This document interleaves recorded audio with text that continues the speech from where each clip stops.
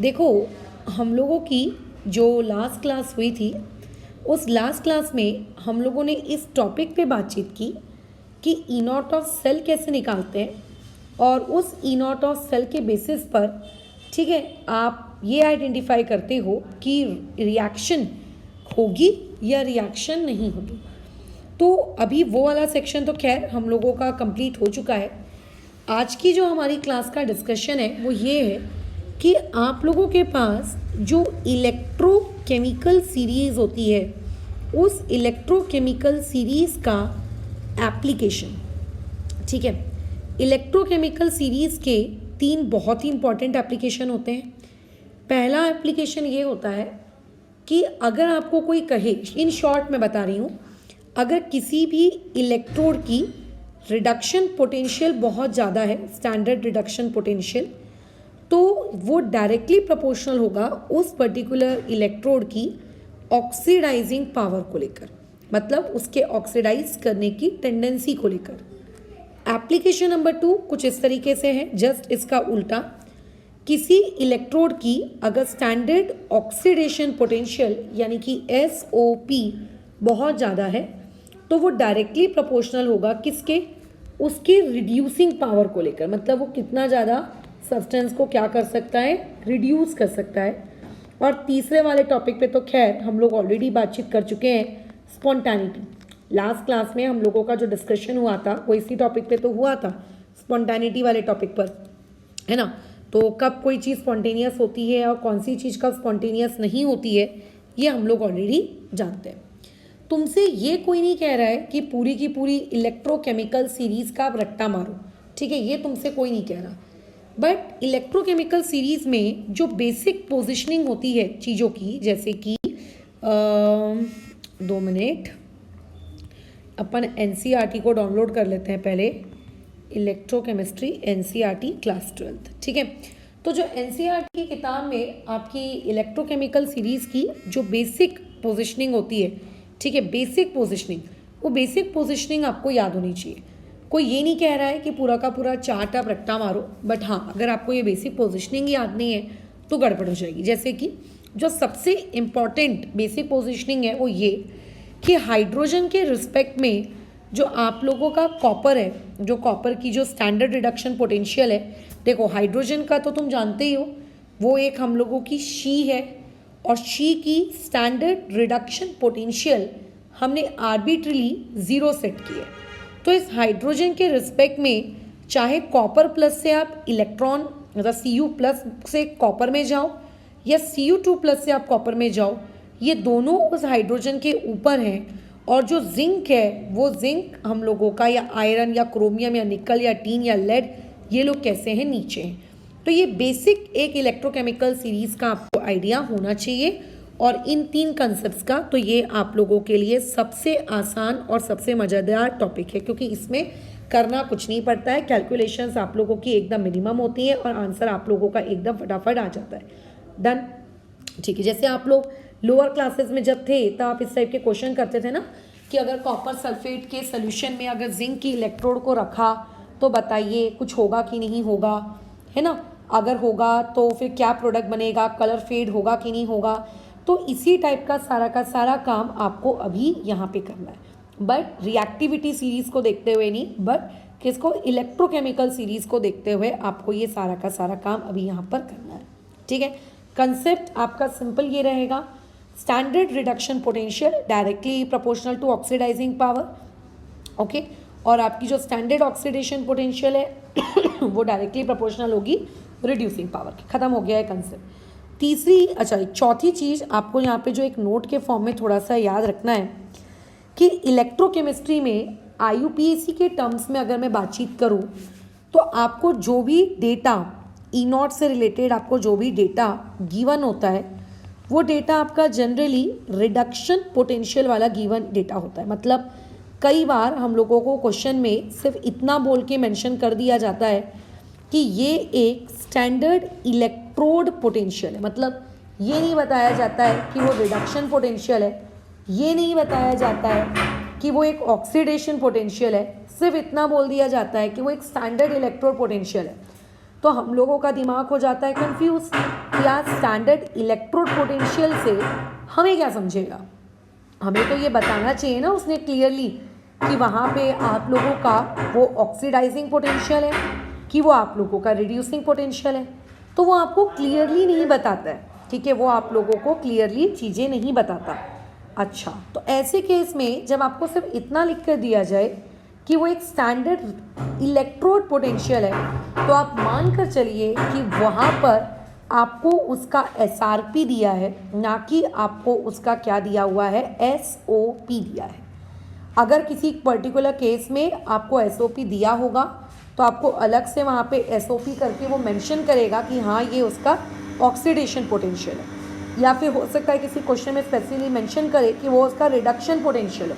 But अगर mention नहीं किया है कि वो ऑक्सीडेशन पोटेंशियल है कि वो रिडक्शन पोटेंशियल है, तो आपको ये मान के चलना है कि उस पर्टिकुलर केस में वो आप लोगों का रिडक्शन पोटेंशियल है, क्योंकि IUPAC के अकॉर्डिंग हम लोग जब भी हमारा E नॉट ऑफ सेल भी अगर निकालते हैं तो E नॉट ऑफ सेल निकालने के लिए हम कभी ये नहीं करते कि एक की ऑक्सीडाइजिंग वाली वैल्यू और एक की रिड्यूसिंग वाली वैल्यू।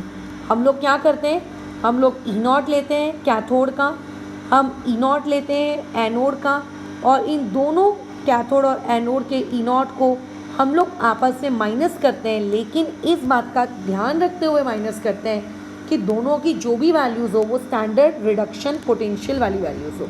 और इस पे हम लोगों की कल परसों ये 2 क्लासेस में बहुत ही ज़्यादा गहन डिस्कशन यहाँ पे हम लोगों का हो चुका है, ठीक है। तो बस अभी हम लोगों का जो लास्ट टॉपिक ऑफ डिस्कशन हुआ था उसी को आगे कंटिन्यू करते हैं। एक फॉर्मूलेशन को देखकर, एक केमिकल रिएक्शन को देखकर आपको एनोड कौन है और कैथोड कौन है ये आपको आइडेंटिफाई करते आना चाहिए।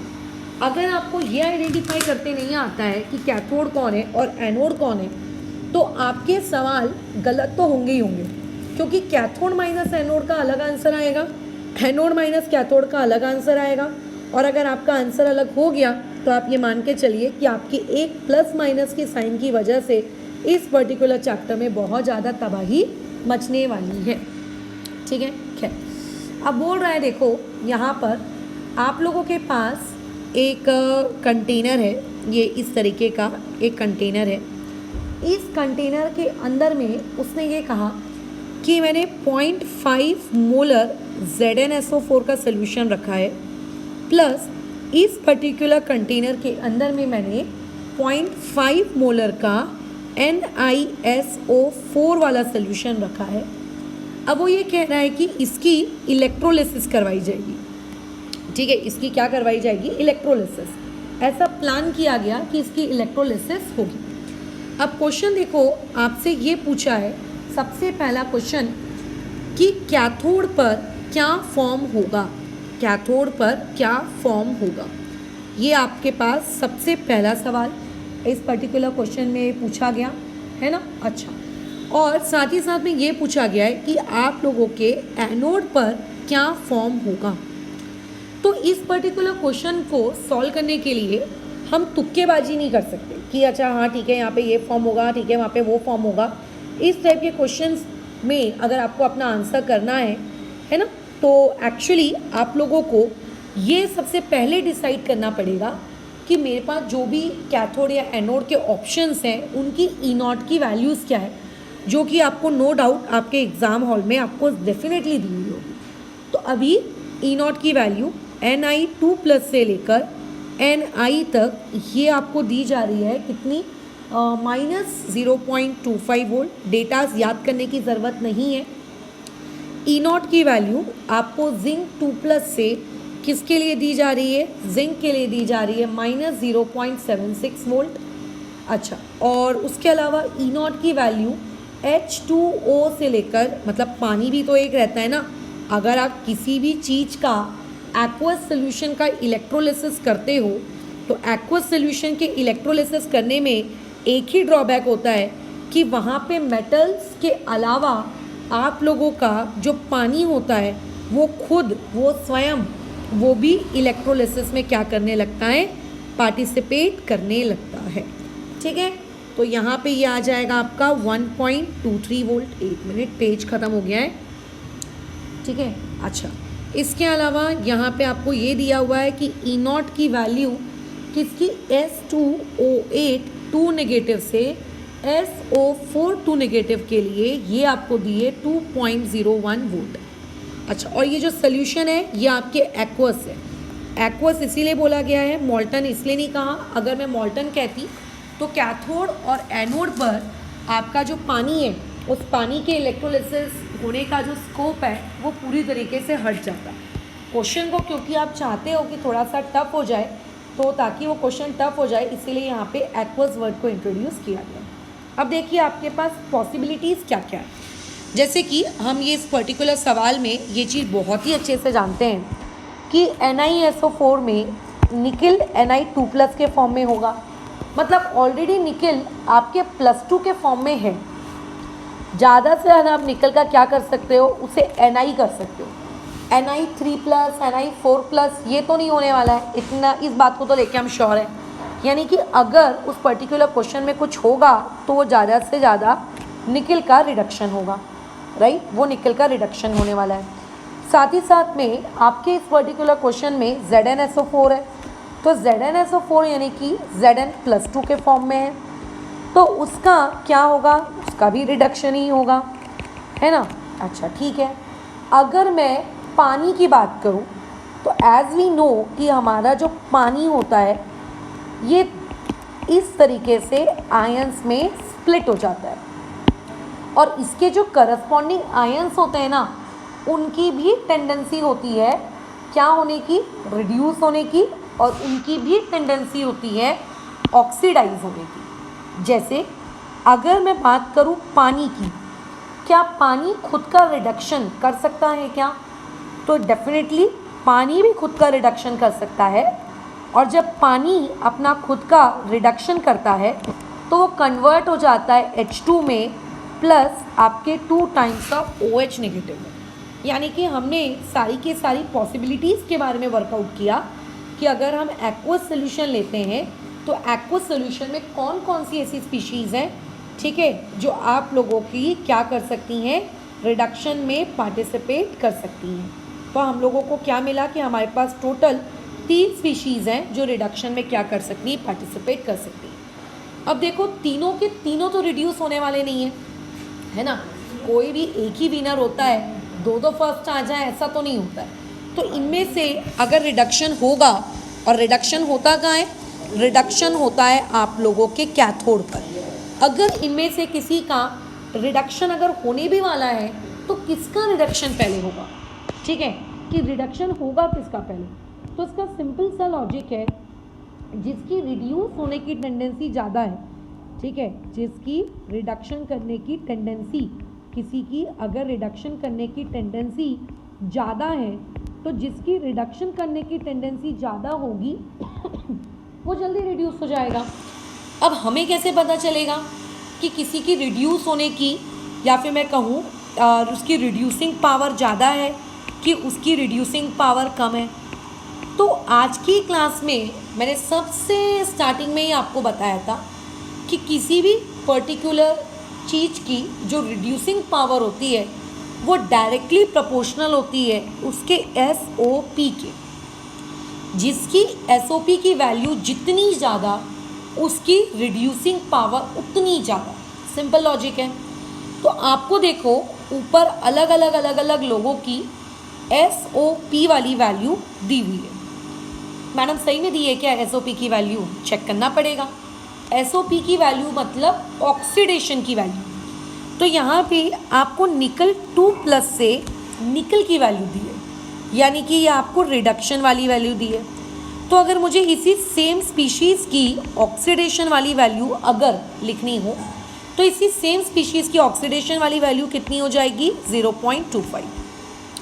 आपको जिंक 2+ से जिंक की वैल्यू दी है, यानी कि अगेन ये जो वैल्यू दी है ये आपको रिडक्शन वाली वैल्यू दी है। अगर आपको इसकी ऑक्सीडेशन वाली वैल्यू चाहिए तो इसकी ऑक्सीडेशन वाली हो जाएगी वैल्यू 0.76, है ना। आपको H2 से H2 दिया है, यानी कि यहाँ पे आपको डायरेक्टली रिडक्शन वाली वैल्यू दी है, कितनी दी हुई है, -0.80। अच्छा, अगर मुझे इसकी ऑक्सीडेशन वाली वैल्यू चाहिए तो इसकी ऑक्सीडेशन वाली वैल्यू हो जाएगी 0.83। थोड़ा बैकग्राउंड नॉइस रहेगा कंस्ट्रक्शन, क्योंकि अभी भी स्टिल चल रहा है, प्लम्बिंग का काम है, ठीक है। तो अब देखो, अब आपके पास तीनों की तीनों ऑक्सीडेशन वाली वैल्यू आ गई।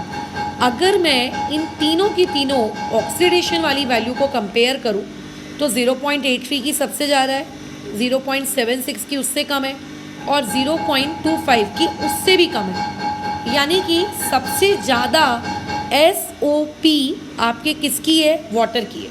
और SOP डायरेक्टली प्रोपोर्शनल होती है रिड्यूसिंग पावर की, यानी कि जिसकी वैल्यू 0.83 है उसकी रिड्यूसिंग पावर भी क्या होगी? सबसे ज़्यादा हाईएस्ट इन तीनों में, ठीक है। इन तीनों में उसकी जो रिड्यूसिंग पावर है वो क्या होगी? सबसे ज़्यादा क्या होगी? हाईएस्ट होगी, राइट। सबसे ज़्यादा इनमें क्या होगी? हाईएस्ट होगी। अच्छा, ठीक है, डन। तो अगर इन तीनों में सबसे ज़्यादा SOP की वैल्यू आपके इस H2O से लेके H2 की है, ठीक है, H2O से लेकर अगर H2 की है, तो एक्चुअली में कैथोड पे सबसे पहले क्या बनेगा? आप लोगों का H2O बनेगा, ठीक है। सबसे पहले आप लोगों का क्या बनेगा? H2O। तो इसमें जो क्वेश्चन में था कि कैथोड पे क्या बनेगा, इस तरीके से आप लोगों को यहाँ पर देखना था, और ये हम लोगों ने देख लिया। अब हमें ये डिसाइड करना है कि एनोड पे क्या होगा। पूरी दुनिया जानती है एनोड पे रिडक्शन होगा, सॉरी ऑक्सीडेशन होगा। अब ऑक्सीडेशन करवाने के लिए आपके पास क्या क्या ऑप्शंस अवेलेबल है? तो ZnSO4 की बात करूं या आपके निकल सल्फेट की बात करूं, SO4 2 नेगेटिव, यही वो स्पीशीज है जिसका ऑक्सीडेशन होने वाला है। SO4 2 नेगेटिव अगर अपना ऑक्सीडेशन करती है तो SO4 2 नेगेटिव अपना ऑक्सीडेशन करके कन्वर्ट हो जाएगी S2O8 2 नेगेटिव में, बराबर। अच्छा, अब क्योंकि ये सोल्यूशन एक्वस है, तो एक्वस होने की वजह से यहाँ पे पानी भी एक कॉम्पिटिटर की जैसे बिहेव करेगा, ठीक है। पानी भी यहाँ पे कॉम्पिटिटर की जैसे बिहेव करेगा, और जब पानी का ऑक्सीडेशन होता है तो वो O2 में कन्वर्ट हो जाता है। तो ये दोनों बेसिकली ऑक्सीडेशन करना चाहेंगे, बट क्या दोनों का ऑक्सीडेशन हो जाएगा? क्या नहीं, दोनों का ऑक्सीडेशन नहीं होगा। ऑक्सीडेशन इनमें से उस स्पीशीज का होगा जिसकी ऑक्सीडाइजिंग पावर ज़्यादा होगी। अब हमें कैसे पता होगा कि ऑक्सीडाइजिंग पावर ज़्यादा है कि ऑक्सीडाइजिंग पावर कम है? तो हम लोगों ने ऑलरेडी पढ़ के रखा है, जिसका स्टैंडर्ड रिडक्शन पोटेंशियल ज़्यादा होता है, या फिर मैं ये कहूँ कि standard reduction potential directly proportional होता है ऑक्सीडाइजिंग पावर के, ठीक है। डायरेक्टली प्रोपोर्शनल होता है ऑक्सीडाइजिंग पावर के। अब जो आपको डेटा दिया है उस डेटा पे आ जाओ। आपको डेटा दिया है S2O8 2 नेगेटिव से SO4 2 नेगेटिव, मतलब ये आपको डेटा डायरेक्टली रिडक्शन वाला दिया है, खैर अच्छी बात है। O2 से H2O, ये जो आपको डेटा दिया है, ये डेटा अगेन कौन सा वाला दिया है? ये भी आपका रिडक्शन वाला दिया है। आपको कैसे पता मैम कि ये रिडक्शन वाला है? क्योंकि H2O से O2 अगर क्रिएट होता तो उससे ऑक्सीडेशन कैसे? यहाँ पे O2 से आप H2O जा रहे हो ना, दिस इज रिडक्शन। तो हमको वैसे भी रिडक्शन वाले डेटा की ही नीड थी। अगर मैं इस रिडक्शन वाले डेटा को कंपेयर करूं तो 2.01 मेरा बड़ा है और 1.23 ये मेरा कैसा है? छोटा है। तो अभी अभी हमने पढ़ा, जिस चीज़ की रिडक्शन, जिसका SRP हाईएस्ट होगा, उस हाईएस्ट SRP वाले चीज़ की जो रिड्यूस, जो ऑक्सीडाइजिंग पावर होगी, वो ऑक्सीडाइजिंग पावर भी कैसी होगी? हाईएस्ट होगी। तो ऑक्सीडाइजिंग पावर किसकी हाईएस्ट होगी? ये इस स्पीशीज़ की। ये वो स्पीशीज़ है जिसकी ऑक्सीडाइजिंग पावर क्या होगी? सबसे ज़्यादा क्या होगी? हाईएस्ट होगी, है ना, बराबर, ख़त्म। तो ऐसे केस में यहाँ पर अगर हम लोग अभी अटेम्प्ट करें अपनी चीज़ों को, तो यहाँ पे हम लोगों का लॉजिक क्या आ जाएगा कि आप लोगों का उस पर्टिकुलर क्या नाम है, कैथोड या एनोड है, उस पर्टिकुलर एनोड पर आप लोगों का क्या प्रोड्यूस होने वाला है? एनोड पर S2O8 2 नेगेटिव, ये स्पीशीज़ आपकी क्या होगी? प्रोड्यूस होगी, है ना।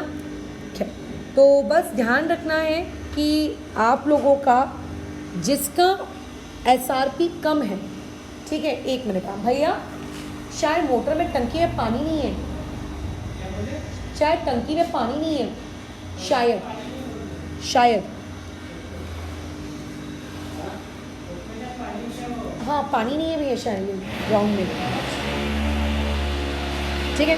तो ऐसे आपको बेसिकली डिसाइड करना रहता है कि किसकी वैल्यू कम होगी और किसकी वैल्यू क्या होने वाली है, ज़्यादा होने वाली है, ठीक है। खैर, तो अभी हम लोग आगे इस टाइप के और क्वेश्चंस के साथ डील करेंगे जिसमें तुम्हें ये पूछा जाएगा कि बताओ इस पर्टिकुलर क्वेश्चन में क्या होगा, इस पर्टिकुलर क्वेश्चन में क्या होने वाला है, इसमें कौन किसको ऑक्सीडाइज करेगा और कौन किसको क्या करेगा, रिड्यूस करेगा।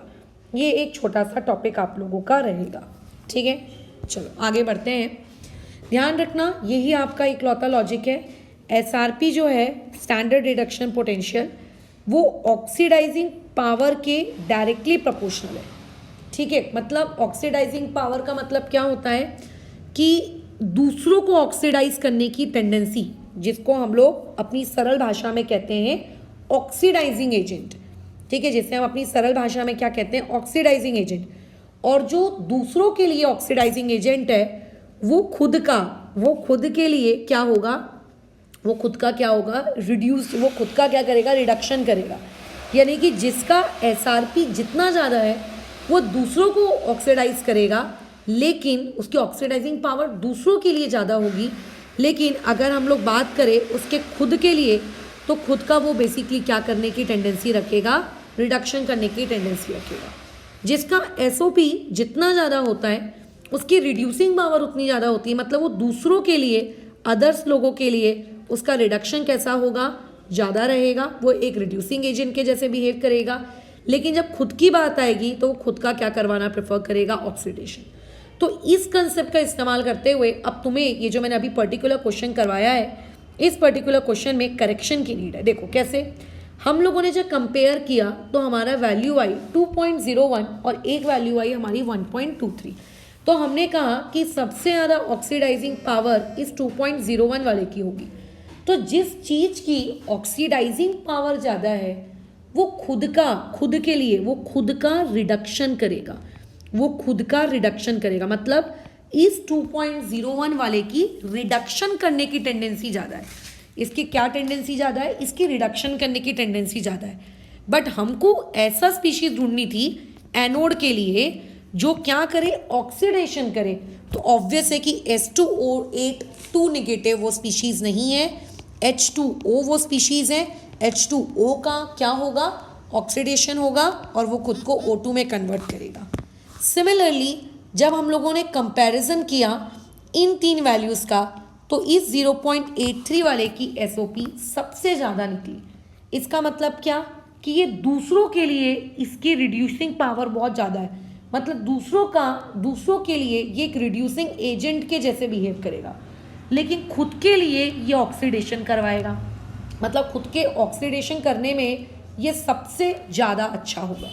बट हमें कैथोड के लिए वो स्पीशीज ढूंढनी थी जिसका ऑक्सीडेशन ना हो, जिसका रिडक्शन। तो ऑब्वियस है कि रिडक्शन इसका हो रहा होगा। और ये 0.25 किसकी वैल्यू थी, निकल। मतलब सबसे पहले कैथोड पर कौन जमा होगा, जाके सबसे पहले कैथोड पर आप लोगों का निकल जमा होगा। और अगर मान लेते हैं कल को क्वेश्चन ये आता है कि इलेक्ट्रोलिसिस हुई, जितना निकल जमा होना था उतना निकल जमा हो गया, अब आप हमको ये बताइए कि इतना निकल जमा हो जाने के बाद अब नेक्स्ट कौन आएगा। तो निकल के बाद ये मत सोचना गलती से भी कि ये 0.83 वाला H2O आ जाएगा। निकल के बाद नेक्स्ट सेकेंड हाईएस्ट कौन है जो खुद का रिडक्शन कराना चाहता है, वो है 0.76। तो 0.76 आएगा। थोड़ा सा स्टार्टिंग में कंफ्यूजिंग लग सकता है, लेकिन जब खुद इसके साथ फेमिलियर हो जाओगे तब तुम्हें भी समझ में आएगा कि अच्छा हाँ ये क्या है, ठीक है। अब जैसे इस पर्टिकुलर क्वेश्चन में आपको 2 डेटा दिया है, इन 2 डेटा के बेसिस पर आपको ये बताना है कि यहाँ पे oxidising agent, better oxidising agent कौन है। तो क्वेश्चन को सॉल्व करने से पहले स्टेप नंबर 1 आप ये डिसाइड करिए कि आपका डेटा किसका है, कौन सा वाला डेटा है आपका। तो आप ये देख रहे हो कि Ag प्लस से Ag जा रहे हैं, यानी कि ये रिडक्शन वाला डेटा है। Ni2 प्लस से Ni जा रहे हैं, यानी कि ये रिडक्शन वाला डेटा है। दूसरी चीज़ हमको ये पता होना चाहिए, अभी अभी जो मैंने बताया कि SRP डायरेक्टली प्रोपोर्शनल होता है दूसरों का ऑक्सीडेशन करवाने के लिए, मतलब वो डायरेक्टली प्रोपोर्शनल होता है उसकी ऑक्सीडाइजिंग पावर को लेकर, डायरेक्टली प्रोपोर्शनल होता है उसके ऑक्सीडाइजिंग एजेंट वाले टेंडेंसी को लेकर। लेकिन जब उसकी खुद की बारी आती है तो खुद को लेकर वो खुद का ऑक्सीडेशन, देखो जो दूसरों का ऑक्सीडेशन करा रहा है वो खुद का तो रिडक्शन कराएगा ना, तो खुद के लिए उसका रिडक्शन वाली टेंडेंसी उसकी क्या होती है, ज़्यादा। खैर, अभी हम लोगों को दोनों ही SRP वाली वैल्यू दी हुई है और हमें ज़रूरत भी SRP वाली वैल्यूज़ की ही है। तो इस SRP की वैल्यूज़ को देखकर हमें साफ साफ समझ में आ रहा है कि 0.8 जो है वो -0.25 से बड़ा है। अब क्योंकि 0.8 आपके -0.25 से बड़ा है, इसका मतलब oxidising power OA, oxidising agent आप लोगों का Ag वाला ज़्यादा अच्छा होगा और ऑक्सीडाइजिंग एजेंट उसके कंपेयर में निकल वाला क्या होगा, कम होगा। खत्म हो गया, सवाल खत्म। तो ऐसे ही छोटे छोटे सवाल पूछे जाते हैं। हो सकता है कल को आपको ये क्वेश्चन भी पूछा जा सके, हु विल रिड्यूस्ड फर्स्ट, ठीक है, किसका रिडक्शन पहले होगा। ठीक है, तो देखो जो अच्छा ऑक्सीडाइजिंग एजेंट है, जो एक अच्छा ऑक्सीडाइजिंग एजेंट है, वो कभी खुद का पहले रिडक्शन करवाएगा क्या। जो कभी एक अच्छा ऑक्सीडाइजिंग अगर एजेंट है तो एक अच्छा ऑक्सीडाइजिंग एजेंट पूरी कोशिश करता है किस चीज़ की, कि वो दूसरों का क्या कर सके, ऑक्सीडेशन, और खुद का क्या कर सके, रिडक्शन। तो अगर कोई पूछेगा कि इनमें सबसे ज़्यादा रिड्यूस होने की टेंडेंसी किसकी है, तो रिड्यूस होने की टेंडेंसी होगी Ag की।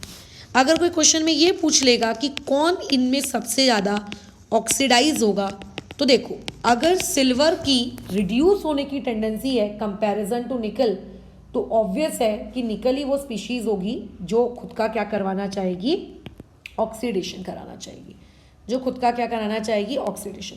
पेपर में जब ये सवाल आते हैं किसका ऑक्सीडेशन होगा, किसका रिडक्शन होगा, इसमें खतरनाक लेवल पर कन्फ्यूजन आपका क्रिएट होता है। तो थोड़ा इन सवालों का जो प्रैक्टिस है वो अच्छे लेवल पर रखना, कंसेप्चुअली जहाँ अटक जाओ वहाँ पूछते हुए चलना, ठीक है। खैर, आगे क्वेश्चन में हम लोगों से ये पूछा है, नेक्स्ट क्वेश्चन में हम लोग मूव करते हैं। याद रखेंगे बस वही कि SRP जो होती है वो डायरेक्टली प्रोपोर्शनल होती है फलाना फलाना चीज़ों के, और SOP जो होती है वो फलाना फलाना चीज़ों के डायरेक्टली प्रोपोर्शनल होती है। और क्वेश्चन को ये समझने की कोशिश करना कि कौन किसके डायरेक्टली प्रोपोर्शनल बोल रहा है और कौन किसको प्रोपोर्शनल नहीं कह रहा है, तभी ये सवाल बनेंगे। जैसे नेक्स्ट क्वेश्चन में आओ, यहाँ पे आपको डेटा दिया है, आपको Ag प्लस से Ag में कन्वर्ट होने का डेटा दिया है, Mg2 प्लस से Mg में कन्वर्ट होने का डेटा दिया है, कॉपर 2 प्लस से कॉपर में कन्वर्ट होने का डेटा दिया है, Hg2 प्लस से Hg में कन्वर्ट होने का डेटा दिया है, और नीचे कुछ ऑप्शंस दिए हैं। पूछ रहा है कि इनमें से कौन सा ऑप्शन सही होगा। पूछ रहा है क्या हम AgNO3 को कॉपर वेसल में स्टोर कर सकते हैं क्या। तुम्हें नहीं लगता ये वैसा ही सवाल है जो आपको 10वीं में रहता था कि जिंक रॉड को अगर कॉपर सल्फेट में आप डिप करेंगे तो क्या होगा, या कॉपर सल्फेट के इसमें जिंक सल्फेट में अगर कॉपर की रॉड डिप करेंगे तो क्या होगा। ये एग्जैक्टली उसी लेवल का सवाल लग रहा है। तो अगर इमेजिन करिए कि आप पहले ऑप्शन के साथ अगर जाना चाहते हैं, अगर मैं सोल्यूशन नंबर A की बात करूं, तो सोल्यूशन नंबर A के अकॉर्डिंग हम लोगों के पास एक कॉपर का वेसल है, ठीक है, और आप उस कॉपर के वेसल में AgNO3 को स्टोर करना चाहते हो। तो यहाँ पे क्या क्या पॉसिबिलिटीज़ अराइज हो सकती हैं, इस पर हम लोगों को डिस्कशन करना है, ठीक है। तो अगर आप कॉपर के वेसल को यूज़ कर रहे हो तो आपका जो कॉपर है वो कॉपर 2+ में कन्वर्ट होगा। अब कई लोग बोलेंगे मैम कॉपर +1 में क्यों, क्योंकि डेटा में यहाँ पे साफ साफ +2 दिया है ना। कॉपर कभी निगेटिव में तो नहीं जा सकता ना, मेटल नेगेटिव ऑक्सीडेशन स्टेट्स नहीं देते हैं, ये आपको पता होना चाहिए। AgNO3 का अगर आप वहाँ पे सॉल्ट रख रहे हो, इसका मतलब आपके पास Ag पहले से +1 की स्टेट में है, और Ag अगर कन्वर्ट होगा भी तो वो खुद को Ag में कन्वर्ट करना चाहेगा, यानी कि जो वेसल है वो खुद का ऑक्सीडेशन करेगा, यानी कि वो एक एनोड के जैसे बिहेव करेगा, और जो सॉल्ट के अंदर मेटल है उसका रिडक्शन होगा और वो खुद को एक कैथोड के जैसे बिहेव करवाएगा। वो खुद को किसके जैसे बिहेव करवाएगा? एक कैथोड के जैसे बिहेव करवाएगा। अब देखो, आपको अगर कभी इस टाइप का क्वेश्चन आता है कि इस फलाना चीज़ को इस फलाने चीज़ के अंदर स्टोर किया जा सकता है क्या, तो इस टाइप के क्वेश्चन के लिए हमेशा अपनी अप्रोच रखना, ऑलवेज आप E0 ऑफ सेल को कैलकुलेट करो। अगर मान लेते हैं आप लोगों का E0 ऑफ सेल अगर पॉजिटिव आया तो रिएक्शन होगी, ये हम लोग ऑलरेडी पढ़ चुके हैं, है ना, कि अगर E0 ऑफ सेल हमारा पॉजिटिव आ जाता है तो जो रिएक्शन है वो होती है, और अगर रिएक्शन हो रही है तो उस केमिकल को उस कंटेनर में स्टोर नहीं करना चाहिए, क्योंकि कंटेनर में हमारे स्टोर करने का मकसद क्या होता है कि आपस में चीज़ें रिएक्ट करें, यही होता है ना हम लोगों का मकसद। लेकिन अगर चीज़ें आपस में रिएक्ट कर जाएंगी तो स्टोर करके मतलब ही क्या है। तो इसीलिए अगर कभी भी आप ये देखना चाहते हो कि फलाना चीज़ किसी दूसरी चीज़ में स्टोर की जा सकती है कि नहीं जा सकती, तो आप इसका E0 ऑफ सेल निकालिए। अगर E0 ऑफ सेल पॉजिटिव आ रहा है तो स्टोर नहीं करना है, क्योंकि वो आपस में रिएक्ट कर जाएंगे। तो वैसे ही यहाँ पे आपको इनका E0 ऑफ सेल कैलकुलेट करना है। तो इसका आप E0 ऑफ सेल कैसे कैलकुलेट करेंगे? लास्ट 2 क्लासेस से हम वही कर रहे हैं, कैथोड माइनस एनोड। आपका कैथोड यहाँ पे कौन है? सिल्वर। इस सिल्वर का SRP माइनस एनोड यहाँ पे कौन है? आप लोगों का कॉपर, इसका SRP। अब क्वेश्चन के गिवन डेटा में पढ़िए, क्या आपको इन दोनों के SRP दिए हैं क्या? तो देखो, आपको Ag प्लस से Ag में कन्वर्ट हो रहे हो, यानी कि ये रिडक्शन है, तो हाँ Ag का SRP तो दिया है। कॉपर 2 प्लस से कॉपर में कन्वर्ट हो रहे हो, यानी कि हाँ ये भी रिडक्शन है, मतलब हाँ इसका भी SRP दिया है। दोनों के SRP आपको ऑलरेडी दिए हैं। तो अगर मैं वैल्यू पुट करूँ तो 0.8 माइनस 0.34, चाहे सॉल्व करूँ या ना करूँ, ये आंसर मेरा पॉजिटिव क्वांटिटी आ रही है। और अगर ये मेरा एक पॉजिटिव क्वांटिटी आ रही है, इसका मतलब जब हम इस AgNO3 को उस कॉपर में स्टोर करके रखेंगे, ठीक है, जब हम इस AgNO3 को उस कॉपर में स्टोर करके रखेंगे तो बेसिकली वहाँ पर रिएक्शन होगी, और अगर रिएक्शन हो रही है तो वो एक सूटेबल कॉम्बिनेशन नहीं है चीज़ों को स्टोर करने का, यानी कि कॉपर वेसल के अंदर आप AgNO3 को स्टोर करके नहीं रख सकते, आप AgNO3 को स्टोर करके वहाँ पे नहीं रख सकते, ठीक है जी। भैया का नंबर दे सकते हैं? अच्छा, मैं दे देती हूँ, 1 मिनट। कोई सामान गुम गया है क्या? वो उनको स्कूल पूछना था, मैं एक चीज और भूल गया दुकान से लाना। अच्छा, फिट करने के लिए उसको ना? हाँ, बेसिक अच्छा। के ऊपर। और एक चीज भूल गया मैं, वेस्ट कपलिंग भूल गया उसकी, जैसे अपना कमर ये अपना जो गोल वाली बेसिंग है ना, हाँ, वैसी जो वेस्ट कपलिंग उसकी लाना भूल गया मैं, अभी ला लेता हूँ ऊपर के लिए ना? हाँ। अच्छा अच्छा, ठीक है, मैं नंबर आपको दे देती हूँ, 7378 78 78 333 आ गया ना? ठीक है, मैं सेव करके नहीं रखा। अच्छा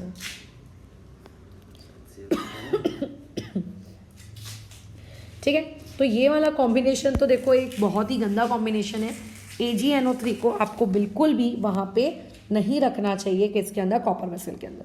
वैसे ही अब एक एक करके तुम्हें बाकी ऑप्शंस भी चेक करने पड़ेंगे कि आप क्या MgNO3 होल ट्वाइस 2 को रख सकते हो क्या। तो अगर आप MgNO3 होल ट्वाइस 2 को रखोगे, ठीक है, मतलब आपने जो बी ऑप्शन आप बना रहे हो उस बी ऑप्शन में आपके कंटेनर में MgNO3 होल ट्वाइस 2 होगा और आपका कंटेनर कॉपर का होगा। तो अगर आपने उसके अंदर MgNO3 होल ट्वाइस 2 रखा है तो देखो भाई, कॉपर तो कन्वर्ट होगा कॉपर 2 प्लस में, यानी कि उसका ऑक्सीडेशन होगा, यानी कि वो एक एनोड के जैसे बिहेव करेगा। लेकिन आप लोगों का जो Mg है वो बेचारा अभी ऑलरेडी Mg2 प्लस के फॉर्म में है, यानी कि अगर उसके साथ कुछ हुआ तो वो ज़्यादा से ज़्यादा Mg होगा, यानी कि वो उसका रिडक्शन होगा, अगर रिडक्शन है यानी कि वो कैथोड के जैसे बिहेव कर रहा है। आपको इसका ई नॉट ऑफ सेल कैलकुलेट करना है जो कि होता है कैथोड माइनस एनोड, यानी कि आपको mg वाली वैल्यू को कॉपर वाली वैल्यू से माइनस करना है। जो ई नॉट की mg वाली वैल्यू होगी SRP की, आपको कॉपर की SRP की वैल्यू से उसको माइनस करना है। तो देखो ऊपर वाले क्वेश्चन से हमें ये तो पता चल गया है सब पार्ट से कि कॉपर वाली जो वैल्यू है वो 0.34 है, mg की वैल्यू पर आते हैं। तो आपको चीज़ें क्या दी हैं, Mg2+ से mg दी है, यानी कि ये रिडक्शन वाली वैल्यू दी हुई है -2.37। ध्यान रखना, तो एक्चुअल में भले ही आप इसको ऐड करो या आप इसको ऐड ना करो, कम से कम हमें इतना तो पता चल गया है कि यहाँ आंसर आएगा नेगेटिव। और जब ई नॉट ऑफ सेल की वैल्यू नेगेटिव आती है तो हमें ये पता होता है कि रिएक्शन नहीं होगी, और अगर रिएक्शन नहीं होगी तो उसको स्टोर करना हम लोगों के लिए सेफ है। तो इसीलिए इस पर्टिकुलर ऑप्शन में आप इस केमिकल को स्टोर कर सकते हो। 1 मिनट। हेलो, हाँ वहीं पे हूँ, अच्छा देती हूँ, ठीक है। एक मिनट रुकोगे, मैं भरत से बात कर लीजिए। हाँ, कुछ आया क्या? नहीं, आपका फ़ोन नहीं लग रहा है, उसने कॉल किया है ना। तो देखो इस तरीके से आप MgNO3 होल ट्वाइस 2 को उसके अंदर स्टोर कर सकते हो। खत्म। अच्छा, मैं यहाँ लिखना भूल गई हूँ, ठीक है। 1 मिनट होल्ड करोगे, इनकी बातचीत खत्म होने देते हैं। वो आरके की स्क्रू होना था मेरे को, ऊपर वो बेसिंग टांग रहा था। हाँ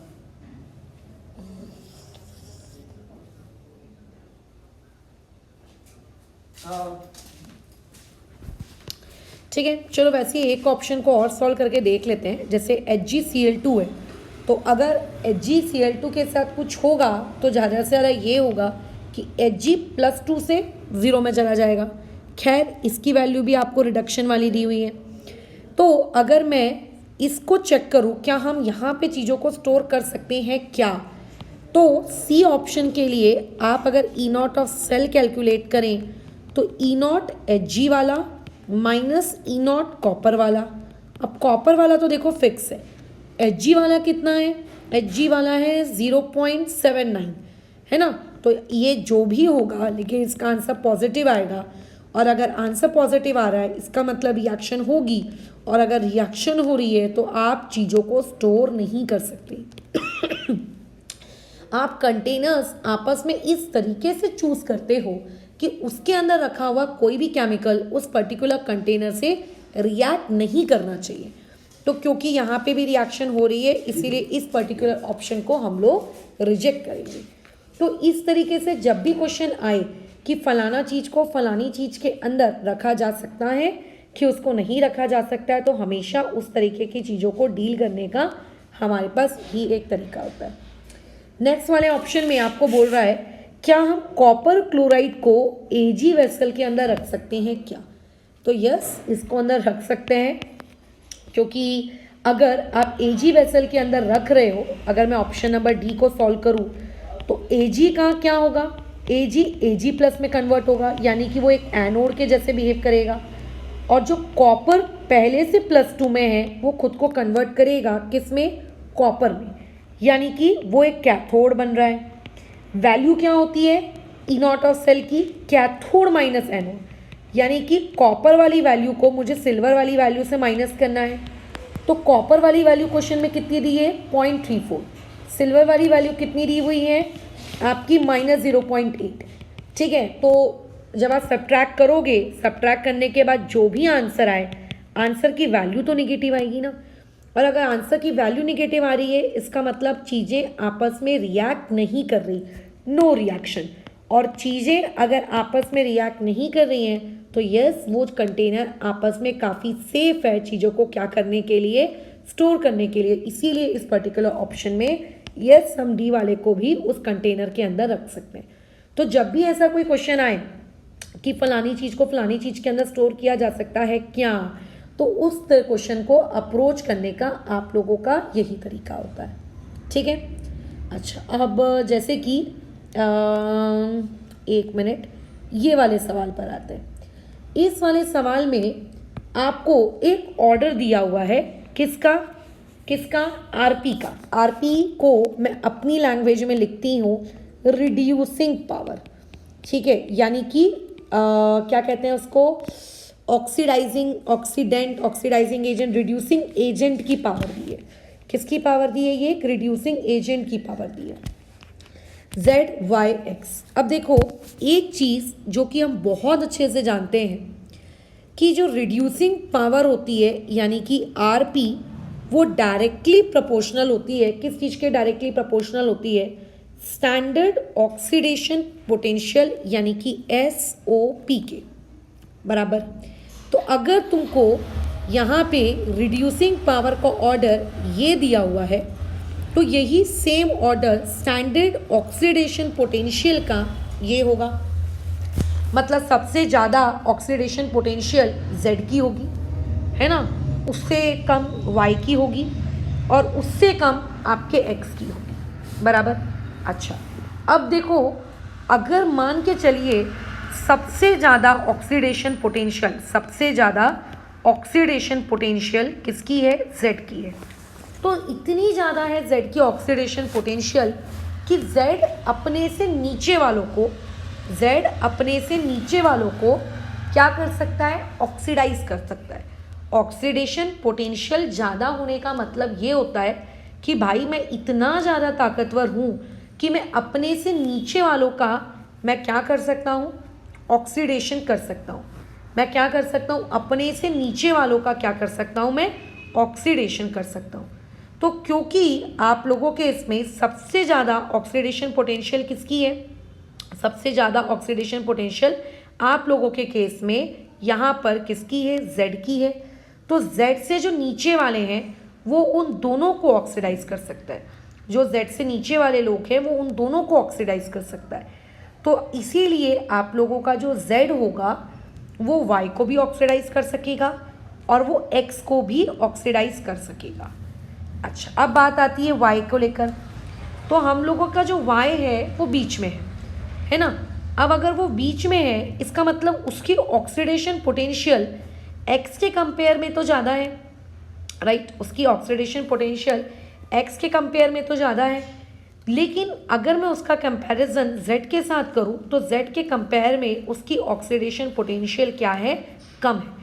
और क्योंकि Z के कंपेयर में उसकी ऑक्सीडेशन पोटेंशियल कम होगी तो बेचारा Y अपने से नीचे वाले X को ऑक्सीडाइज तो कर सकता है, अपने से नीचे वाले को ऑक्सीडाइज तो कर सकता है, लेकिन अपने से ऊपर वाले को वो ऑक्सीडाइज नहीं कर सकता। इसीलिए इस पर्टिकुलर केस का जो ऑप्शन नंबर ए है, ये पर्टिकुलर ऑप्शन नंबर ए आप लोगों का करेक्ट होगा, ठीक है, बराबर। इस पर्टिकुलर क्वेश्चन में इसीलिए ये ऑप्शन आप लोगों का करेक्ट होगा बिकॉज इसमें Y ऑक्सीडाइज कर सकता है, ठीक है। अच्छा, ये आरपी नहीं है, SRP है, सॉरी, स्टैंडर्ड रिडक्शन पोटेंशियल है, ठीक है। और ये जो है आप लोगों की वैल्यूज SOP की है। एक मिनट, ये आपकी ऑक्सीडाइजिंग पावर है। तो इसीलिए आपका जो Y है वो X को तो ऑक्सीडाइज कर सकता है बट Z को नहीं कर सकता, है ना। अच्छा, जो B ऑप्शन है उसमें क्या बोला गया था कि जो Y है वो Z को ऑक्सीडाइज करेगा लेकिन X को नहीं करेगा। ये तो बकवास है ना। वो अपने से नीचे वालों को ऑक्सीडाइज कर सकता है लेकिन अपने से ऊपर वालों को नहीं कर सकता। फिर C ऑप्शन में कह रहा है कि वो दोनों को ऑक्सीडाइज करेगा, X को भी करेगा, Z को भी करेगा, तो ये भी गलत है। वो अपने से नीचे वालों को ऑक्सीडाइज कर सकता है लेकिन अपने से ऊपर वालों को वो नहीं कर सकता। फिर बोल रहा है कि जो Y है वो X एंड Z दोनों को रिड्यूस करेगा। भाई ये रिडक्शन की बातचीत कहाँ से आ गई? क्वेश्चन में हमको जो इन्फॉर्मेशन दी है वो SRP की दी है। SRP डायरेक्टली प्रोपोर्शनल होता है OP के बारे में।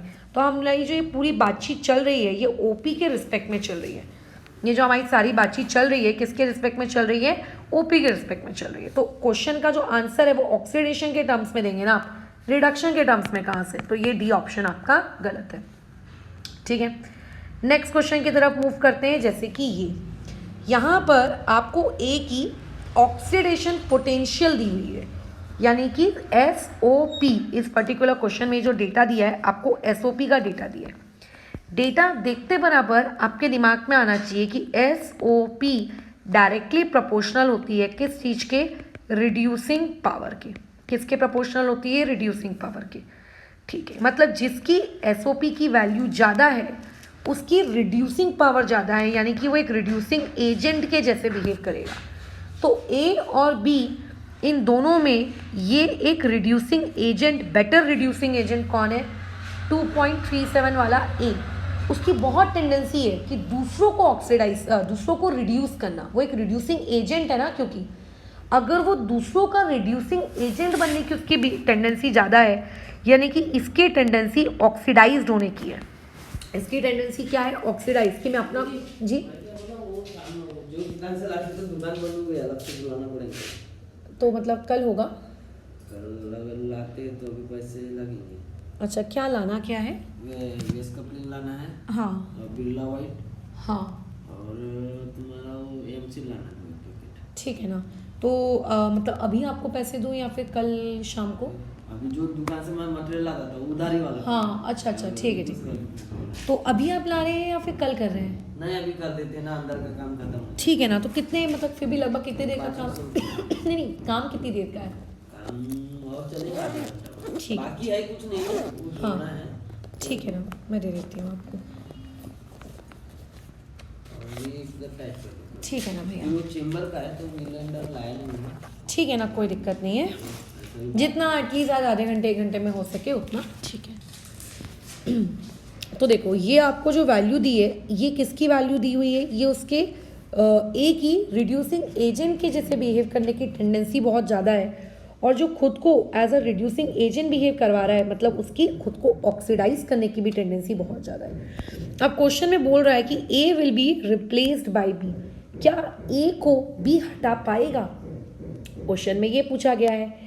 तो देखो, ये जो क्वेश्चन होते हैं ना कि फलाना चीज़ को उस फलाना चीज़ के अंदर स्टोर करना चाहिए कि नहीं करना चाहिए, इनको सॉल्व करने का एक ही तरीका होता है, इनका ई नॉट सेल निकालो। फलानी चीज़ को रिप्लेस कर पाएगी कि नहीं कर पाएगी, डिस्प्लेस कर पाएगी कि नहीं कर पाएगी, आप इनका ई नॉट निकालो। लेकिन अब आप ये बोलोगे कि मैडम इसका मैं ई नॉट कैसे निकालूँ, मुझे तो यहाँ पता ही नहीं है कि कैथोड कौन है और एनोड कौन है। तो आप अज्यूम करिए कि पहले वाले केस में कैथोड आपने ए को लिया है ना, और आप लोगों ने एनोड किसको लेके रखा है, आपके बी को लेके रखा है।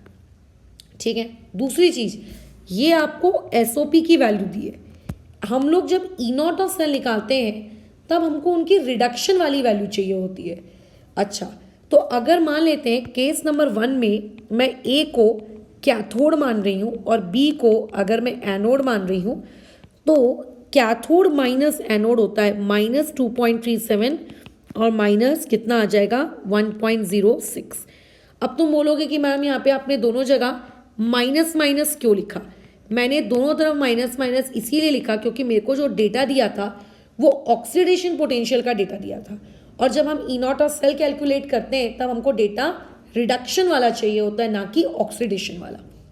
इसीलिए तो अब जो मेरा आंसर आएगा वो निगेटिव आंसर आएगा, बराबर। अगर वो एक निगेटिव आंसर आएगा इसका मतलब रिएक्शन नहीं होगी, और अगर रिएक्शन नहीं होगी तो इसका मतलब ये कि आपके वो दोनों चीज़ें आपस में स्टोर करना बहुत ही सेफ है। अगर वो चीज़ें आपस में स्टोर करना बहुत ही सेफ है, इसका मतलब वहाँ पे वो लोग आपस में एक दूसरे को रिप्लेस नहीं करेंगे। अच्छा, अगर आपने एनोड को, मतलब बी को, अगर आपने अपना एनोड लिया है तो ज़रूर कंटेनर बी का रहा होगा। कंटेनर को हम लोग, क्योंकि एनोड कंटेनर को लेते हैं, और उसके अंदर जो केमिकल है वो ए वाला रहा होगा। तो क्योंकि यहाँ पे रिएक्शन नहीं होगी, सो देयरफॉर आप ये लिख सकते हो कि बी कैनॉट रिप्लेस ए। बी जो है आप लोगों का ए को रिप्लेस नहीं कर सकता। ठीक है, बी जो है आप लोगों का ए को रिप्लेस नहीं कर सकता, बी नहीं कर सकता। बी अगर आप एज अ कंटेनर यूज़ करोगे, ठीक है, बी अगर आप ऐसा कंटेनर यूज़ करोगे तो बी उसको रिप्लेस नहीं कर पाएगा। अब एक एक करके ऑप्शन पढ़ो। ऑप्शन ए कह रहा है कि रिप्लेस कर देगा। कौन करेगा? ए को बी रिप्लेस कर देगा। ये तो पूरी बकवास है, वो कहाँ से रिप्लेस कर पाएगा? अभी अभी हमने प्रूफ किया वो नहीं कर सकता। A will be replaced by B, नहीं हो सकता। ध्यान रखना, ये जो रिप्लेस्ड बाय और यहाँ पे देखो बाय वर्ड नहीं है, दोनों में अंतर है। हाँ ठीक है, इंग्लिश का अंतर है। खैर, और उसके अलावा अब आते हैं हम लोग केस नंबर 2 में। केस नंबर 2 को अगर हम सॉल्व करें तो ए को हम लोग हमारा एनोड ले लेंगे और बी को हम लोग हमारा कैथोड ले लेंगे। ई नॉट ऑफ सेल निकालने के लिए कैथोड माइनस एनोड होता है। कैथोड की वैल्यू इतनी, एनोड की वैल्यू समथिंग इतनी, तो आंसर आएगा पॉजिटिव। आंसर अगर पॉजिटिव आएगा मतलब रिएक्शन होगी। अच्छा, कंटेनर किसको लेते हैं?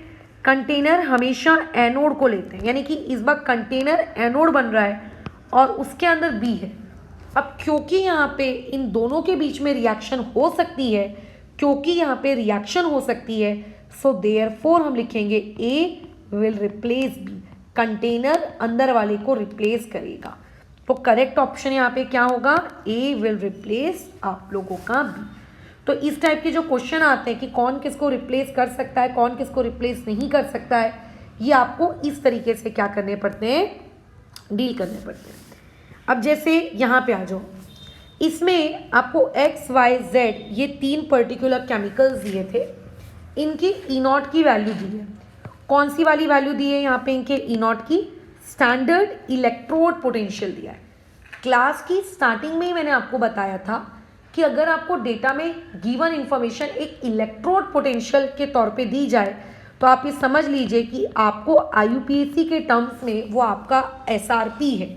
तो यानी कि यहाँ पे आपको SRP दिया है इन तीनों का, और जितना हम जानते हैं SRP जो होता है वो डायरेक्टली प्रोपोर्शनल होता है ऑक्सीडाइजिंग पावर के। तो अभी अगर मैं तुमसे कहूँ कि यहाँ पे देख के बताओ कि सबसे ज़्यादा SRP किसका है, तो तुम कहोगे मैडम Y का SRP सबसे ज़्यादा है। ठीक है, कितना है Y का SRP? वो है आपका 0.5 समथिंग। ठीक है, अच्छा, उससे कम SRP आप लोगों का किसका है? उससे कम SRP आपके X का है, और सबसे कम SRP आप लोगों के Z का है, राइट? -3 और -1.2 में अगर कोई तुमसे ये पूछे कि कौन छोटा है तो ऑब्वियस है कि तुम बोलोगे -3 छोटा। इतनी बेसिक मैथ्स आनी चाहिए। तो यानी कि ये हमने इसको SRP के अकॉर्डिंग अरेंज किया, या फिर मैंने इसको उसकी ऑक्सीडाइजिंग पावर के अकॉर्डिंग अरेंज किया। बट क्वेश्चन में मुझे मेरा आंसर रिड्यूसिंग पावर के अकॉर्डिंग अरेंज करना है। तो तुम्हें नहीं लगता oxidising power and reducing power एक दूसरे के इनवर्स में चलती है? अगर ऑक्सीडाइजिंग पावर का ये अरेंजमेंट है तो रिड्यूसिंग पावर का अरेंजमेंट जस्ट इसके क्या होगा? अपोजिट होगा। तो सबसे ज़्यादा रिड्यूसिंग पावर किसकी होगी? आपके Z की होगी। तो ध्यान रखना, कई बार डेटा से हम लोग आंसर निकाल लेते हैं ऑक्सीडाइजिंग का, और हमसे जो आंसर पूछा जाता है वो पूछा जाता है रिड्यूसिंग का। तो कई बार हम लोग जल्दबाजी में ध्यान नहीं देते हैं और हम लोगों का आंसर क्या हो जाता है? गलत हो जाता है। ताकि आंसर गलत ना हो तो इसीलिए क्वेश्चन को कृपया करके बड़े ही गौर फरमा के उसको रीड करके पढ़िए। So this will be a correct answer. Next सवाल में हम लोग मूव करते हैं। नेक्स्ट सवाल देखो क्या है। आपको एक कॉम्प्लेक्स दिया है FeCN6 नेगेटिव। अरे बाप रे, ये तो बड़ा ही फेमस कॉम्प्लेक्स है। अगर आप नॉर्मल रूल्स के अकॉर्डिंग यहाँ पे ऑक्सीडेशन स्टेट निकालेंगे तो यहाँ पे Fe की ऑक्सीडेशन स्टेट आएगी +2 और यहाँ पे Fe की ऑक्सीडेशन स्टेट आएगी +3। यानी कि पहली रिएक्शन में आप Fe+2 से Fe+3 में जा रहे हैं, और इस चीज़ की E0 वैल्यू आपको -0.35 समथिंग दी है। यानी कि आपको यहाँ पे इसकी OP की वैल्यू दी है, स्टैंडर्ड ऑक्सीडेशन। दूसरी नोट देखिए, ये सारा लिखा है कि आगे वाला नहीं लिख रहा है। अरे बाप रे, बड़ी आफत है। ये ऐसे साला आगे वाला का भाव खाते रहता ना, 450 का सामान है। अच्छा ये लीजिए, देख लीजिए एक बार। ठीक है ना? ठीक है। अच्छा, मुझे भी किसी ने ये लिखी हुई नोट दी है। नहीं भैया, बंडल में दिखता नहीं है ना। ठीक है, तो अब देखो ये जो आपको वैल्यू दी हुई है Fe2+ से Fe3+, ये आप लोगों की SOP की वैल्यू है, क्योंकि 2+ से 3+ जाना इस ऑक्सीडेशन। ठीक है, और खैर उसने आपको नीचे ये दिया है कि अगर आप Fe3+ से, ठीक है, अगर आप Fe3+ से Fe2+ आते तो आपको मैं इतनी वैल्यू देता। अब आपको बताना है कि इन सारे ऑप्शंस में आप लोगों का सबसे स्ट्रॉन्ग ऑक्सीडाइजिंग एजेंट कौन है। तो हम लोग जानते हैं कि SRP की वैल्यू डायरेक्टली प्रोपोर्शनल होती है ऑक्सीडाइजिंग पावर के, ठीक है, डायरेक्टली प्रोपोर्शनल होती है ऑक्सीडाइजिंग पावर के। खैर, तो ये वाली जो वैल्यू दी है आपको Fe3+ से Fe2+, ये वैल्यू आपको रिडक्शन वाली दी हुई है, और ऊपर की वैल्यू जो दी है ये आपको ऑक्सीडेशन वाली दी है। तो इसी वैल्यू को अगर मैं रिडक्शन की वैल्यू में कन्वर्ट करना चाहती हूँ तो मेरी रिडक्शन वाली वैल्यू होगी 0.35 वोल्ट। अब कंपेयर करो कि किसका रिडक्शन ज़्यादा है, तो ऑब्वियस है कि 0.35 है वो बड़ा है एज कंपेयर टू आपका -0.77, ठीक है। अच्छा, अगर मान लेते हैं आपका 0.35 ये वाली जो वैल्यू है अगर आपकी बड़ी है तो ऑक्सीडाइजिंग पावर किसकी ज़्यादा होगी, ऑक्सीडाइजिंग पावर 0.35 वाले की ज़्यादा होगी। अब 0.35 में भी किसकी ज़्यादा होगी, 0.35 में ये वाला कि ये वाला। तो थोड़ी क्लास 10 की अगर आपको केमिस्ट्री आती है तो oxidising agent, reducing agent, oxidise कौन हुआ, रिड्यूस कौन हुआ, ये सारी जानकारी जो है आप लोग कहाँ देखते हो, हमेशा रिएक्टेंट की तरफ देखते हो। तो ये होगा आप लोगों का इस पर्टिकुलर क्वेश्चन का आंसर, ठीक है, बराबर। तो खैर यहाँ पे हम लोगों ने बहुत सारे क्वेश्चंस किए, बट हर क्वेश्चन को सॉल्व करते वक्त आपको एक ही बात का ध्यान रखना है, वो ये कि SRP डायरेक्टली प्रोपोर्शनल होगा ऑक्सीडाइजिंग पावर के, SOP डायरेक्टली प्रोपोर्शनल होगा आपके रिड्यूसिंग पावर के। लेकिन अगर क्वेश्चन इस तरीके से आ जाए कि कौन सी स्पीशीज़ ऑक्सीडाइज होने वाली है, कौन सी वाली स्पीशीज़ आप लोगों की रिड्यूस होने वाली है ना, तो ऐसे केस में आपको थोड़ा ध्यान से उस क्वेश्चन को सॉल्व करना है। अच्छा, जैसे कि एक और क्वेश्चन में हम लोग मूव करते हैं। अगर आप Ag+ से Ag में कन्वर्ट होते हो तो आपको डेटा दिया है 0.8। अगर आप कोबाल्ट 2+ से कोबाल्ट में कन्वर्ट होते हो आपको डेटा दिया है इतना। कॉपर 2+ से अगर आप कॉपर में कन्वर्ट हो जाते हो तो आपको डेटा दिया है इतना। और अगर आप Zn2+ से कन्वर्ट हो जाते हो Zn में तो आपको डेटा दिया है इतना। और आपको यहाँ पूछ रहा है कि बताइए इनमें सबसे ज़्यादा रिएक्टिव मेटल कौन होगा। लो, अभी तक तो खैर हमने किया ही नहीं था इस टाइप का कोई क्वेश्चन कि सबसे ज़्यादा रिएक्टिव कौन होगा या सबसे कम रिएक्टिव कौन होगा। अब इसे क्या करें, तो देखो इस क्वेश्चन में मेंशन नहीं किया है कि ये कौन सी वैल्यूज़ है, बट देख के समझ में आ रहा है Ag+ से Ag, CO 2+ से CO, मतलब ये बेसिकली आपको ये जो गिवन इन्फॉर्मेशन है ये आपकी SRP है। अगर मैं इनको इनके SRP के अकॉर्डिंग अरेंज करूँ तो 0.8 सबसे ज़्यादा है, 0.34 उससे कम है, उससे कम आपका कोबाल्ट वाला है मतलब -0.28, और उनमें से भी सबसे छोटा है आपका ये -0.76। वैल्यूज़ के अकॉर्डिंग अरेंज करूँ तो Ag का सबसे ज़्यादा है, कॉपर का उससे कम है, उससे कम आपके कोबाल्ट का है, और सबसे कम आपके जिंक का है SRP, यानी कि स्टैंडर्ड रिडक्शन पोटेंशियल।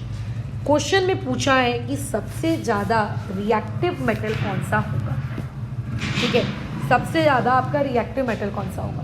तो अभी हम लोग जो क्वेश्चन सॉल्व करते हैं जिसमें हम ये बताते हैं कि कौन किसको रिप्लेस करेगा, कौन किसके साथ रिएक्ट करेगा, तो उसमें यही तो हम लोग देखते हैं कि E0 और सेल क्या उसके साथ मैच कर रहा है कि नहीं कर रहा है, क्या रिएक्शन होगी कि नहीं होगी, राइट, बराबर। अच्छा, तो ऐसे केस में अभी ध्यान रखना जिसका SRP, ठीक है, जिस चीज़ का SRP जितना कम होता है, SRP जितना कम होता है उसकी रिएक्टिविटी उतनी ही ज़्यादा होती है, यानी कि SRP वाली जो वैल्यू है वो इन्वर्सली प्रोपोर्शनल होती है रिएक्टिविटी के, ठीक है। तो अभी यहाँ पे SRP की वैल्यू क्योंकि जिंक की सबसे कम है तो इस पर्टिकुलर क्वेश्चन में आप लोगों का जो जिंक है वो सबसे ज़्यादा यहाँ पे क्या होने वाला है, रिएक्टिव होने वाला है, ठीक है। तो इस तरीके से इस पर्टिकुलर क्वेश्चन को अप्रोच करना है। ध्यान रखना SRP रिएक्टिविटी के इन्वर्सली प्रोपोर्शनल होता है। कई बार अगेन तुम्हें घुमाने फिराने के लिए जो वैल्यूज़ दी हुई होती हैं वो SRP की ना देके वो वैल्यूज़ आपको SOP की दे देता है। अगर उसने वैल्यूज़ SOP की दे दी तो उसके अकॉर्डिंग रिएक्टिविटी को अगेन इन्वर्स मत घोषित कर देना, अगर SRP के लिए इन्वर्स रिलेशनशिप है तो SOP के लिए ज़रूर ये रिलेशनशिप कैसा रहा होगा, डायरेक्ट।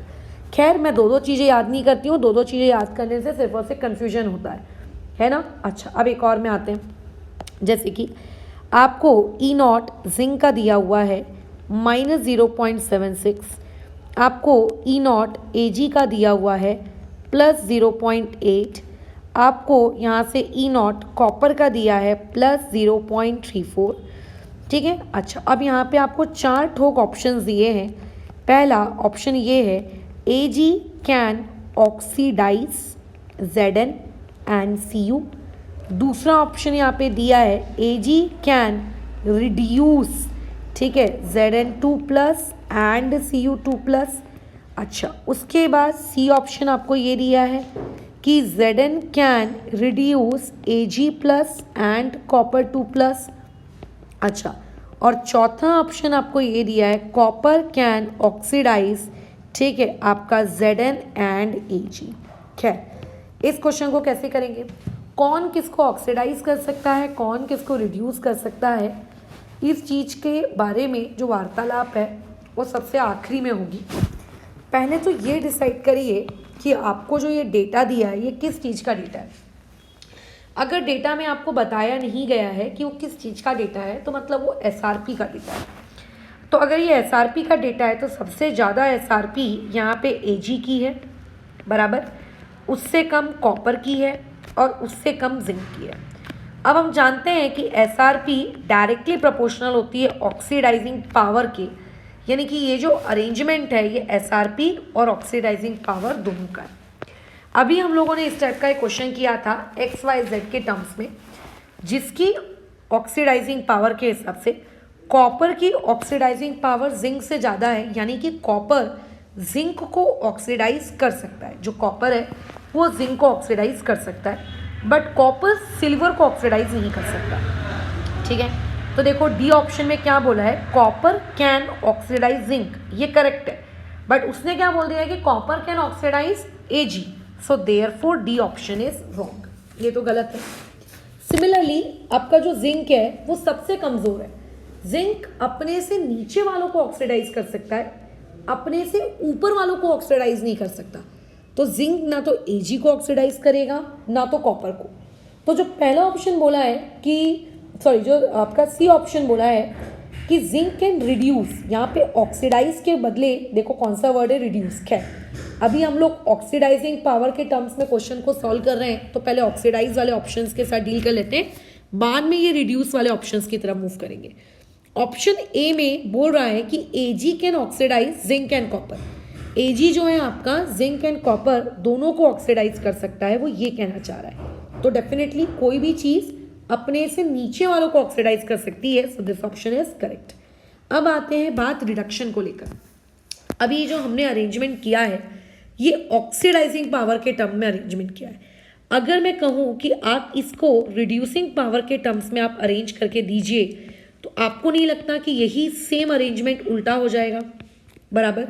अच्छा, अगर यही सेम अरेंजमेंट उल्टा हो गया तो उल्टा होने से नियम भी उल्टे हो जाएंगे, ठीक है, नियम भी उल्टे हो जाएंगे। हमारा नियम क्या है, कोई भी स्पीशीज अपने से ऊपर वालों को ऑक्सीडाइज नहीं कर सकती, नीचे वालों को कर सकती है। लेकिन जब हम यही सेम चीज़ रिडक्शन के टर्म्स में बातचीत करेंगे तो नियम एकदम उलट जाएगा। कोई भी चीज़ अपने से ऊपर वालों का रिडक्शन कर सकती है, नीचे वालों का रिडक्शन नहीं कर सकती, ठीक है, नीचे वालों का रिडक्शन नहीं कर सकती। यानी कि जिंक जो है आपके कॉपर को भी रिड्यूस कर सकता है, Ag को भी कर सकता है। सो देयरफॉर यहाँ पे इसका सही ऑप्शन क्या आएगा, आपका सी। तो खैर यहाँ पे दो आपके ऑप्शंस करेक्ट हैं। तो इसी तरीके से क्वेश्चंस आपको पूछे जाते हैं कि फलाना फलाना ढिमकाना ढिमकाना चीज़ों में कौन किसको ऑक्सीडाइज कर सकता है, कौन किसको ऑक्सीडाइज नहीं कर सकता है। तो आप अपनी NCERT को ओपन करिएगा, ठीक है। NCERT में एक बार देख लेते हैं इस टाइप का कोई क्वेश्चन है क्या। किधर गया यार,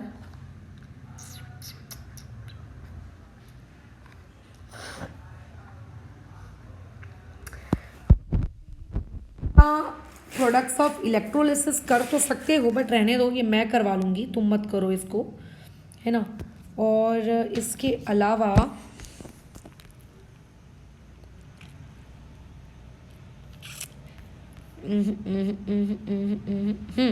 3.2 आप कर सकते हो, 3.2 एंड 3.1 ये आप पर्टिकुलर क्वेश्चन यहाँ से अटेम्प्ट कर सकते हो। ठीक है, तो ये दोनों इस वीडियो के बेसिस पे 3.2 और 3.1 इन दोनों को तुम्हें अटेम्प्ट करना है। एक बार मैं इंटेक्स क्वेश्चंस को भी देख लेती हूँ कि इंटेक्स में कुछ कर सकते हो क्या। हाँ, ये जो आपके तीनों के तीनों इंटेक्स क्वेश्चंस हैं 3.1, 3.2, 3.3 ये तीनों के तीनों बनाए जा सकते हैं कि कौन किस में स्टोर किया जा सकता है, कौन किस में स्टोर नहीं किया जा सकता। और एक बार आप लोगों की जो किताब है महाराष्ट्र स्टेट बोर्ड की टेक्स्ट बुक, उस टेक्स्ट बुक को भी हम लोग एक बार देख लेते हैं। ठीक है, उसमें आप कौन सा क्वेश्चन कर सकते हैं। कहाँ गई यार हमारी टेक्स्ट बुक, ये रही।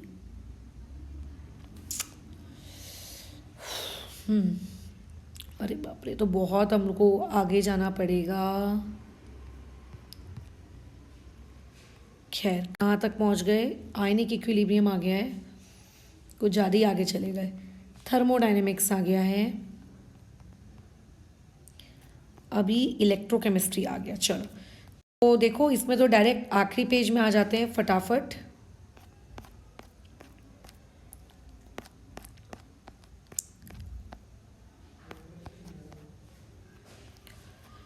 देखो, इस पर्टिकुलर क्वेश्चन में आप किसे अटेम्प्ट कर सकते हो। आपके जो एमसीक्यू का 6वां क्वेश्चन है, आप ये अटेम्प्ट कर सकते हो कि कौन ऑक्सीडाइजिंग एजेंट होगा, कौन रिड्यूसिंग एजेंट होगा। ध्यान रखना, जो जितना अच्छा ऑक्सीडाइजिंग एजेंट है वो उतना ही बुरा रिड्यूसिंग एजेंट होगा।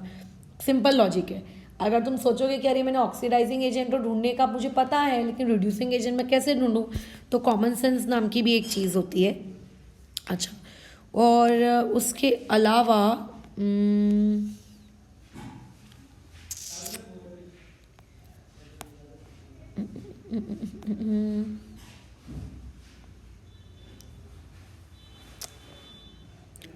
हाँ, ये वाला क्वेश्चन कर सकते हो।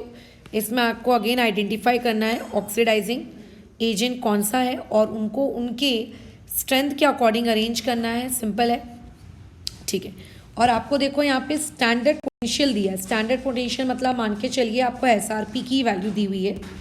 सिमिलरली आप ये वाला क्वेश्चन कर सकते हैं, इसमें रिड्यूसिंग एजेंट आपको आइडेंटिफाई करना है और आपको इनकी स्ट्रेंथ के अकॉर्डिंग अरेंज करना है और आपको इनके स्टैंडर्ड पोटेंशियल दिए हुए। देखो मेरे हिसाब से जब टेक्स्ट बुक में, मेरे हिसाब से क्या यार, जनरली जब टेक्स्ट बुक में आप लोगों को इस तरीके का लिख कर आता है कि ये फलाना चीज़ की स्टैंडर्ड इलेक्ट्रोड पोटेंशियल है, इसका मतलब वो आपसे जनरली बातचीत करता है रिडक्शन पोटेंशियल की।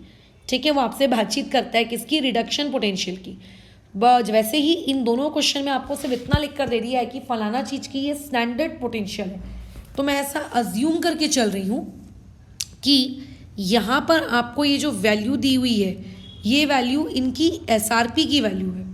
लेकिन अब क्योंकि बुक वाला, मुझे ऐसा लगता है पहला एडिशन है किताब का, थोड़ा पगलापन ना दिखाए और क्वेश्चन को सॉल्व करते वक्त पता चले वो ऐसा बोल रहा हो कि नहीं नहीं नहीं नहीं, क्योंकि मैं आपको इस क्वेश्चन में ऑक्सीडाइजिंग एजेंट पूछ रहा हूँ इसीलिए एसआरपी की वैल्यू है, और क्योंकि मैं सेकंड वाले क्वेश्चन में आपको रिड्यूसिंग एजेंट पूछ रहा हूँ तो फिर ये एसओपी की वैल्यू है। ऐसा मुझे लगता है कि शायद ये बुक वाला इस तरीके की धांधली कर सकता है। तो आप उसको नॉर्मली एसआरपी कंसिडर करके ही क्वेश्चन को सॉल्व करिएगा, अपना आंसर मैच करके देखना और फिर देखना कि मैच हो रहा है कि नहीं हो रहा। अगर नहीं हो रहा होगा तो फिर उसने उस पर्टिकुलर वैल्यू को एसओपी की वैल्यू लेके सॉल्व किया होगा। सेकंड वाले के केस में रिड्यूसिंग एजेंट ढूंढना है तो गिवन वैल्यूज को एसओपी ले लिया, और ऑक्सीडाइजिंग एजेंट ढूंढना है तो गिवन वैल्यूज को एसआरपी ले लिया। ये इस तरीके का काम। वैसे ऐसा उसे करना नहीं चाहिए, बट स्टिल कोई भरोसा नहीं है। ये यूज़ योर ब्रेन पावर, ये वाला आप काम कर सकते हो, ये वाला काम कर सकते हो, खत्म। तो इसी के साथ हमारा एक बहुत बड़ा मेजर बल्क पोर्शन आपका इलेक्ट्रोकेमिस्ट्री का ख़त्म होता है। कल की क्लास में हम लोग डिस्कशन करेंगे अगेन न्यूमेरिकल्स को, बट नर्व्स इक्वेशन की। ठीक है, फिलहाल इस डिस्कशन को